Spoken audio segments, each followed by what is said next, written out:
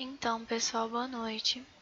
A gente vai continuar conversando sobre biologia e agora iniciando nossos estudos sobre a genética. E a gente vai começar a estudar a genética a partir da primeira lei de Mendel e de alguns conceitos importantes, tá? Primeiro fazendo as considerações iniciais, tá? Quem foi Mendel? Ele fez essa primeira lei, mas quem ele foi? Mendel, ele foi responsável por estudos que levaram a conhecimento de alguns fenômenos ligados à hereditariedade, então a transmissão de características de pai para filho, de geração para geração. Esses estudos, essas descobertas sobre esses fenômenos levaram ao nascimento do que a gente chama hoje de genética. E o que é a genética? A genética é a ciência que estuda essa hereditariedade, que estuda essa transmissão de características através de genes, e também que estuda a variação dos organismos através de mutações nesses genes, através da variabilidade genética mesmo. E o sucesso desses experimentos se deu principalmente por 3 fatores, sendo o primeiro deles a escolha do material, no caso a ervilha de cheiro, O segundo deles, o método e o rigor científico que ele adotou.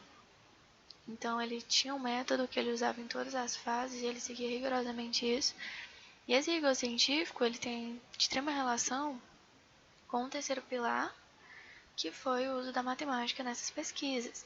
Então, o uso dessa matemática fez com que ele pudesse ter controle de cada fase, de como tudo se deu, de como tudo estava funcionando e dos resultados em geral. Isso fez com que ele conseguisse fazer um experimento controlado. Esse experimento controlado que gera aí pra gente resultados que podem ser considerados cientificamente, E aí, o que foi essa lei de Mendel? Ela também é chamada de lei da segregação de fatores e ela basicamente diz o que a meiose hoje explica pra gente. Então, a lei da segregação de fatores, a primeira lei de Mendel, ela diz que as características de um indivíduo, de um ser vivo, são determinadas por fatores que se segregam durante a formação dos gametas, ou seja, o indivíduo ele tem características que são determinadas por fatores, segundo ele, que são o que a gente conhece como gene hoje, e esses genes eles se separam na formação dos gametas. Então, quando o pai vai transmitir a característica, ele transmite apenas um fator para o seu descendente, ou seja, um desses genes que ele tem. Isso é justamente o que a gente aprende quando a gente estuda a meiose, então a formação dos gametas, a divisão celular que vai formar esses gametas, Então a gente tem uma meiose que a gente divide a célula em umas células menores que vão ter a metade dos cromossomos, a metade dos genes que a célula mãe tinha. E aí essa nova célula filha, que é o gameta, ela carrega apenas um alelo para cada característica. Então ela carrega apenas uma variação de cor de olho, uma variação de cor de cabelo. Então, em vez de ela ter 2 genezinhos, só tem um. É isso que ele quer dizer, que o gameta ele só carrega uma característica, só carrega uma variação de cada característica. E aí, quando ele fala desses fatores, é o que eu falei para vocês, que são os alelos que formam o gene. Então, um par de fatores é um par de alelos que formam um gene, certo? E a gente tem um outro conceito importante, que é o conceito de cromossomos homólogos. Os cromossomos homólogos são um par de cromossomos, que são fitas de DNA condensadas, Sendo que um desses cromossomos veio do pai e o outro da mãe. Os cromossomos homólogos, eles têm o mesmo tamanho, a mesma forma, e eles carregam genes para a mesma característica. Então, os cromossomos homólogos, eles são os cromossomos que carregam alelos, variações, para as mesmas características. Um veio do pai, o outro veio da mãe, e eles têm o mesmo tamanho, a mesma forma, certo? Um outro conceito importante é o conceito de gene e alelo, tá? O gene é a unidade básica da hereditariedade presente no cromossomo. Ele está associado a uma característica. Então, por exemplo, no cromossomo a gente tem o gene de cor do cabelo. Os alelos são as variações de um mesmo gene, as versões diferentes de um mesmo gene. Então, a gente tem aí um alelo de, por exemplo, cor castanha do cabelo e um alelo de cor loira do cabelo. Então, são duas versões diferentes de um mesmo gene, ou seja, de uma mesma característica. Outro conceito importante é o conceito de locus e o conceito de loci. O locus é o lugar que um gene ocupa no cromossomo. Então, num determinado local desse cromossomo, a gente tem uma característica. Esse local é chamado de locus. Lembrando que dois alelos de um mesmo gene se localizam no mesmo lugar nos seus respectivos cromossomos. Ou seja, quando a gente tem cromossomos homólogos que carregam as mesmas características, o alelo de um desses cromossomos vai estar no mesmo lugar do alelo do outro cromossomo para essa determinada característica. Certo? O locus é igual ao mesmo locus. E loci é o plural de locus, certo? Outros conceitos importantes são o conceito de heterozigoto e homozigoto. O conceito de heterozigoto é quando os alelos que formam o gene são diferentes entre si. E esse conceito de heterozigoto era chamado de híbrido por Mendel, né? Mas hoje a gente sabe que híbrido não é isto. Híbrido hoje pra gente tem outro conceito, que não é mais esse. E quando a gente tem alelos iguais, ou seja, alelos que carregam a mesma versão de uma característica, esse indivíduo é homozigoto, que Mendel chamava de puro. Então, quando o indivíduo ele tem características de cor do cabelo e os dois alelos carregam a mesma cor. Então, esse indivíduo é homozigoto. Essa primeira lei de Mendel veio das seguintes conclusões. Levaram ele até essas seguintes conclusões aí que eu anotei. Então, os fatores eles estão aos pares nas células somáticas, ou seja, as células que não são os gametas, as células do nosso corpo. Eles estão aos pares, par de alelos que formam o gene. Mas, nos gametas, eles estão isolados, ou seja, só tem um alelo em cada gameta. Os fatores eles podem ser puros ou híbridos, ou seja, eles podem ser heterozigotos ou homozigotos. E os fatores eles podem ser também dominantes ou recessivos, que a gente vai já entender o que são. Primeiro, antes da gente entender o que é dominante e recessivo, a gente precisa entender o que é genótipo e fenótipo. O genótipo ele é o conjunto de genes. O genótipo ele pode ter um significado plural ou um significado singular. O significado plural sendo um conjunto de todos os genes de um indivíduo, esse é o genótipo desse indivíduo, ou o genótipo pode ser só os genes de uma determinada característica. Então, os dois alelos de uma mesma característica. Esse é o genótipo daquela característica desse indivíduo. E o fenótipo é como esse genótipo se expressa, tá? É a expressão do genótipo. E muitas vezes esse fenótipo ele não é visível. Então, por exemplo, a gente tem um fenótipo de tipo sanguíneo. E esse fenótipo ele não é visível. Você precisa de algum exame para poder saber. Então, muitas vezes esse fenótipo não é visível, tá? E a gente tem essa notinha de rodapé aí da perístase e da norma de reação, que são basicamente assim. A perístase ela fala que o meio ele influencia no fenótipo, então é a característica do meio de ter influência sobre o fenótipo. Então você tem uma pele mais clara, mas ao longo do tempo você tem um contato com muita radiação do sol e aí você começa a produzir mais melanina e sua pele fica mais escura. Então isso é o meio alterando esse fenótipo. Então a perístase ela é a característica do meio de alterar, enquanto a norma de reação são as possibilidades de fenótipos diferentes de acordo com a intervenção do meio. Então tem várias possibilidades de fenótipo, e essa norma de reação são essas possibilidades diferentes de fenótipo. Então a perístase ela diz que o meio influencia e a norma de reação diz como esse meio vai influenciar, quais são as possibilidades, tá? E aí a gente agora fala sobre dominância e recessividade. O que é um gene dominante? Um gene é dominante quando a gente só precisa que tenha uma característica dominante, né? Qual é a característica dominante? Um alelo dominante é um alelo que sozinho, apenas um alelo desse com essa característica é suficiente para que essa característica seja expressada no fenótipo. Então, assim, eu falei para vocês que um gene a gente tem um par de alelos. E aí, quando esse alelo é dominante, a gente tem um par de alelos que podem ser diferentes.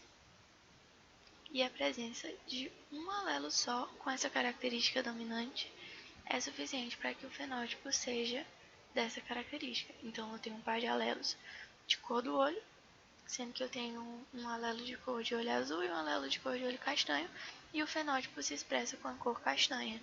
Então, significa que esse alelo ele é dominante. O alelo recessivo é quando a gente precisa que os dois alelos sejam iguais para que essa característica se expresse. Então, por exemplo, o alelo de olho azul, ele não se expressou no exemplo que eu falei para vocês. Mas, se eu colocasse dois alelos de olho azul num gene, ele iria se expressar. Então, por isso ele é recessivo. A gente tende a achar que um alelo dominante inibe um alelo recessivo. E é por isso que ele domina, né, que ele se expressa. Mas não é verdade. É porque o alelo dominante ele tende a produzir algum produto ativo, enquanto o alelo recessivo ele tende a não produzir ou produzir um produto inativo. Então, quando você tem um alelo dominante e um alelo recessivo juntos, o alelo recessivo ele vai continuar a não produzir ou a produzir um produto inativo, mas o alelo dominante ele também vai continuar a produzir o produto ativo.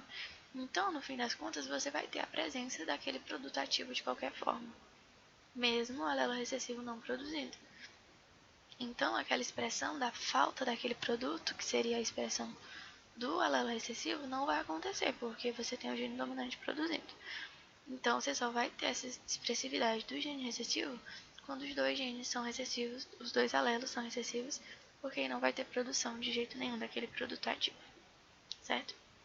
E aí, sobre a simbologia, a gente costuma expressar o alelo dominante em letra maiúscula e o alelo recessivo com a letra minúscula, sendo que a letra que é escolhida geralmente é a letra inicial do gene recessivo.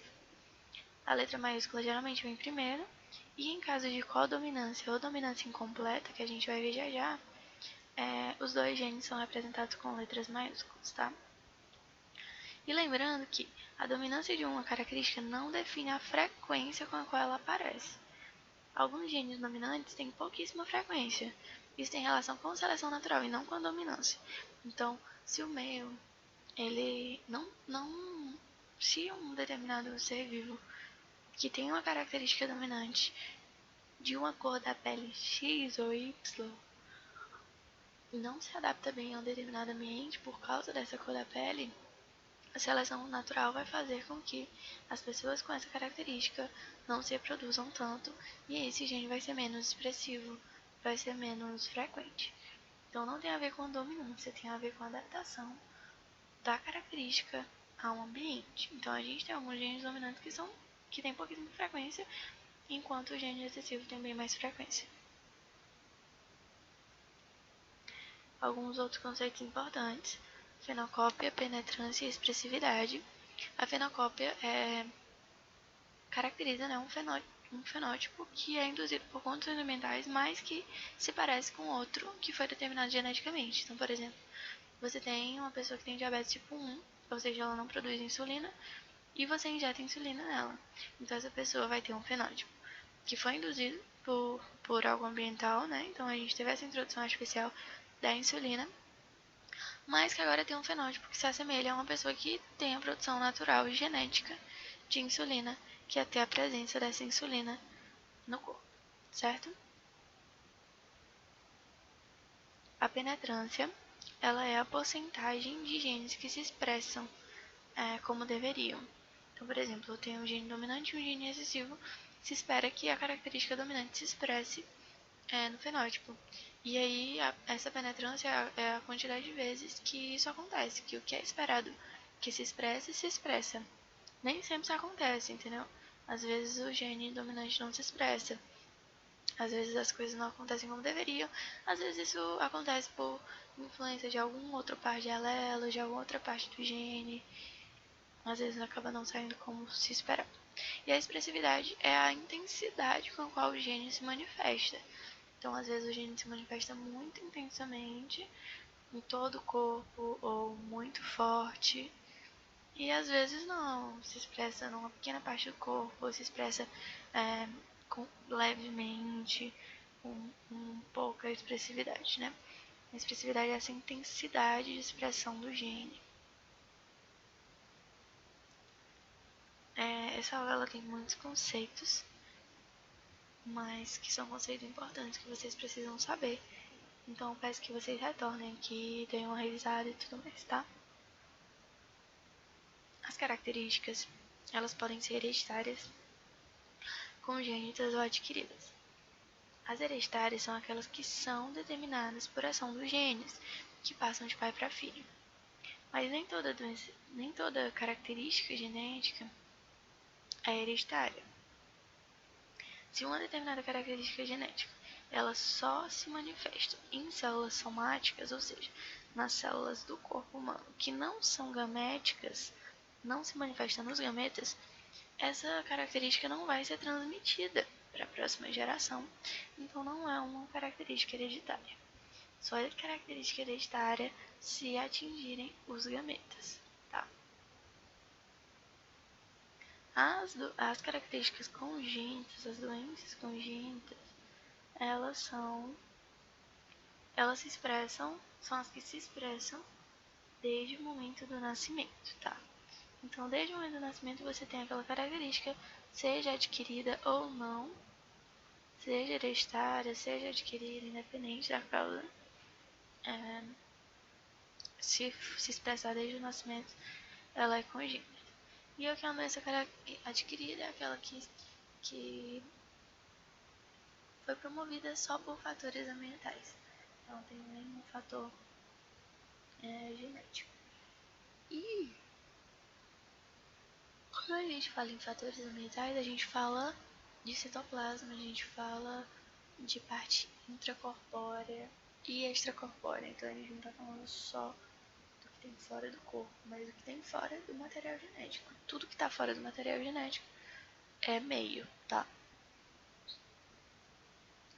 E a gente vai entender um conceito muito importante, que é o conceito de cruzamento-teste e retrocruzamento. O cruzamento-teste é o cruzamento de um indivíduo de fenótipo dominante em uma característica com um homozigoto recessivo para determinar o genótipo do dominante. Saber se ele é homozigoto ou heterozigoto. Então, por exemplo, a gente tem aí esses dois genes. A gente tem um homozigoto recessivo, esse Azinho, e a gente tem um indivíduo com característica dominante. Um fenótipo dominante. Mas a gente não sabe se ele é heterozigoto ou se ele é homozigoto. Então ele pode ser Azinho ou ele pode ser Azão. E como é que a gente vai descobrir isso? Cruzando ele com um homozigoto recessivo. Por quê? Porque se nesse cruzamento aparecer algum homozigoto recessivo, então se algum descendente for recessivo, apresentar fenótipo recessivo, significa dizer que esse indivíduo tem um alelo recessivo, então ele é heterozigoto. Porque para um descendente ser homozigoto recessivo, ele precisa receber um Azinho do pai e um Azinho da mãe. E a gente já sabe que o homozigoto recessivo aí, ascendente, vai doar um Azinho. Mas para que os dois sejam Azinho, o nosso indivíduo analisado também tem que ter enviado um Azinho. Então a gente sabe que ele é heterozigoto.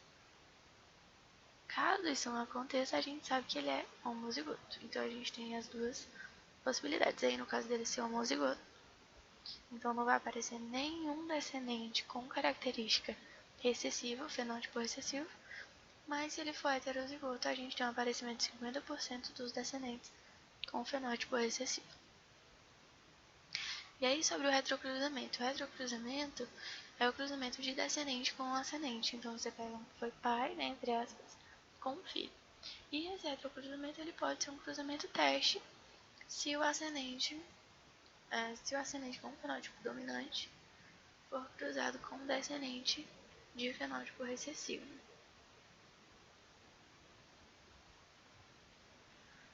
Aí outros conceitos são dominância incompleta e codominância, que eu tinha falado para vocês sobre a nomenclatura, sobre a simbologia, né, que a gente expressa com as duas letras com sendo maiúsculas.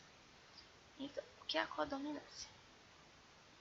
Algumas vezes a gente tem a junção de dois alelos de duas características diferentes, e no lugar de um deles expressar sua característica sendo dominante e o outro não expressar sendo recessivo, a gente tem a formação da expressão das duas características. Então as duas características se expressam. Então você tem a característica de pelo vermelho e de pelo branco, são dois alelos diferentes, e aí quando você vai ver, aquele determinado animal apresentou as duas pelagens. Então, em vez de um dominar e o outro ser recessivo, os dois são expressados. Isso é a codominância, tá? Aí, quando a gente tem codominância, as duas letras são representadas de maneira como sendo maiúsculas, né? Então, por exemplo, a gente tem azão, bezão aí, azão, bezão. Esses dois aí descendentes, os dois primeiros descendentes são codominantes. E a gente tem também a dominância incompleta. O que acontece? Em vez da expressão de um dos alelos e da excessividade do outro, a gente tem a formação de um novo fenótipo. Nenhum dos dois alelos se expressa e a gente tem a formação de uma nova característica que não estava nesses alelos. E ela se expressa como fenótipo. E aí, dessa mesma forma, a gente expressa isso com os dois alelos em letra maiúscula, tá? Um outro conceito é o conceito de alelos letais. Alelos letais são alelos que promovem a morte dos seus portadores. Eles podem ser dominantes ou recessivos na letalidade e na característica. Então, por exemplo, um alelo letal de cor do olho, ele pode ser recessivo na característica de cor do olho. Então, tipo, só um alelo com essa característica não expressa a cor do olho que ele carrega, ou seja, digamos que seja a cor castanha. Só um alelo letal de cor castanha não expressa a cor castanha no olho, ou pode ser dominante, tendo só um alelo letal, a cor do olho ser castanha. E ele também pode ser recessivo ou dominante na letalidade. Então, tendo só um alelo letal de cor do olho castanha, pode já provocar a morte desse indivíduo, e tendo dois ou não, pode não ser suficiente. Pode ser que esse indivíduo viva bem com o olho castanho se for só um alelo, mas se forem os dois, a pessoa morre, sendo um recessivo na letalidade. Então ele pode ser dominante ou recessivo tanto na letalidade como na característica. Então, se o alelo letal ele for dominante na característica e recessivo na letalidade, uma pessoa pode expressar a característica desse alelo letal e não morrer.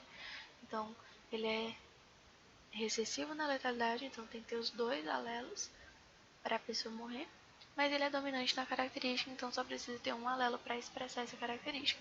Então, se eu tenho só um alelo dessa característica, a pessoa não morre e expressa essa determinada característica.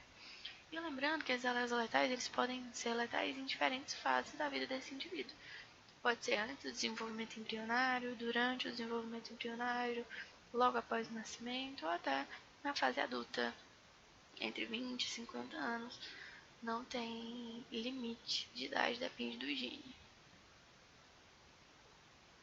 E aí um conceito muitíssimo importante, que é o conceito de heredograma. Esse heredograma, ele é muito importante principalmente para as provas de vocês. A gente vai resolver algumas questões sobre isso e vocês vão entender mais ou menos como é que funciona, mas para a gente conceituar inicialmente, eu quero que vocês observem aí esse heredograma e vejam que a gente tem uns círculos e uns quadradinhos. Primeiramente, esse heredograma ele serve para quê? Ele serve para determinar se uma característica é hereditária ou não, de que forma ela é herdada, quais familiares vão apresentar essa característica e quais não vão, se é uma característica recessiva ou dominante, e etc. E a gente define isso através do histórico da família. Então você analisa todo o histórico da família, vê em quem o problema aparece e aí vai definindo o genótipo daquela determinada característica. E aí, ó, quando você olha nesse quadrinho, quem é representado em quadrados são os homens e quem é representado em círculos são as mulheres. E quem tá pintadinho é quem expressa a característica, tá? Quando a gente quer descobrir o genótipo de uma determinada pessoa no heredograma, essa pessoa é chamada de caso índice ou propósito, tá? Geralmente o homem fica à esquerda, os filhos ficam na ordem de nascimento, da esquerda para a direita, ou seja, quem nasceu primeiro na esquerda, mais à esquerda,